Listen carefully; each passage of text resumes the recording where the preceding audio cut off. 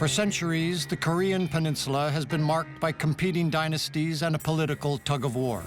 There were three rival kingdoms that came eventually to struggle for power over the whole peninsula. Eventually, Silla in the southeast conquered Baekje, and then Koryo, and Korea was unified in 660 AD.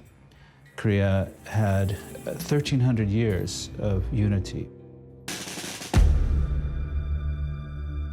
Japan annexed Korea in 1910, controlling it until the end of World War II. The United States was not in a position to occupy all of Korea after the Japanese surrender. What the U.S. proposed was that there be a joint occupation, that the Soviets have the northern half to the 38th parallel, and the Americans the southern half. That's how Korean division came about. It wasn't supposed to be a permanent situation. And so you had a Republic of Korea, the South Korea declared in the south, DPRK, the Democratic People's Republic of Korea, declared in the north.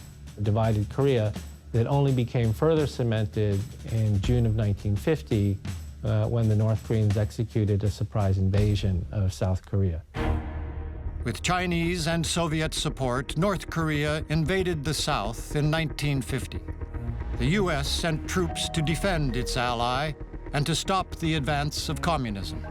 We saw it as the first of a potential large set of dominoes that would fall in Asia. If we allowed one small country to fall in Asia, this would then lead to many countries falling in Asia, falling under the Iron Curtain, if you will. 3 years later, fighting in the Korean War ended. But with no peace treaty, North and South Korea are technically still at war. When the Korean War ended in 1953, peace treaty was never signed.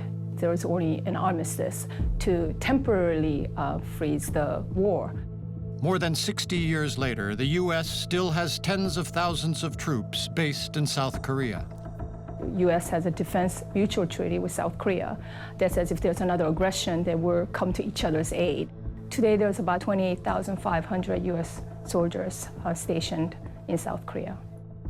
The demilitarized zone, which is a 1 mile wide demilitarized area that sits along the entire width of the Korean Peninsula at the 38th parallel, is the most militarized border in the world today.